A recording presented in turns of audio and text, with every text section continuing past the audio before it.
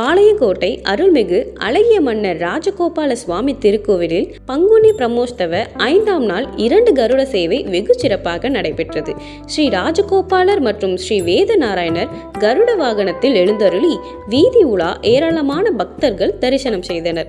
நெல்லை மாவட்டம் பாளையங்கோட்டையில் சுமார் 800 ஆண்டுகள் பழமையான அருள்மிகு அழகிய மன்னர் ராஜகோபால சுவாமி திருக்கோவில் அமைந்துள்ளது.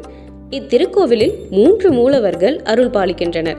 அஷ்டக விமானத்தின் கீழ் சுதை சிற்பமாக சுவாமி, ஸ்ரீதேவி, பூதேவி சமேத அழகிய மன்னரும், மூலஸ்தனத்தில் வேதவல்லி, குமுதவல்லி சமேத வேத நாராயணரும், உற்சவராக ருக்மணி, சத்யபாமா சமேத ராஜகோபாலர் என 3 நிலைகளில் பெருமாள் அருள் பாலிக்கின்றார். சிறப்புகள் வாய்ந்த இத்திருக்கோவிலில் பங்குனி பிரம்மோற்சவம் வைகானச முறைப்படி கடந்த 3ஆம் தேதி கொடியேற்றத்துடன் துவங்கியது.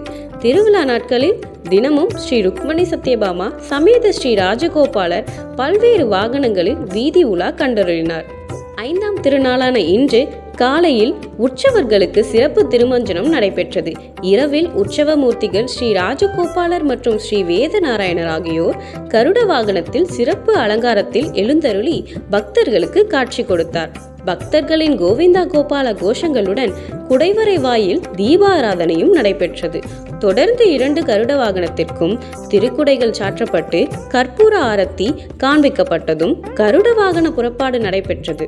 பிரபந்த கோஷ்டியார் பிரபந்தம் பாடிக்கொண்டு முன் செல்ல பெண்கள் கோலாட்டம் ஆடிக்கவும் சிறுவர்கள் பெருமாள் வேடமிட்டபடி ஆடலுடன் பஜனை பாடல்கள் பாடினர். கலையரங்கில் சிறப்பு இசை நிகழ்ச்சி நடைபெற்றது. ஏராளமான பக்தர்கள் 2 கருட சேவையை வழிபட்டனர். விழாவின் சிகர நிகழ்வான திருத்தேரோட்டம் வருகின்ற 12ஆம் தேதியும் நடைபெறுகின்றது.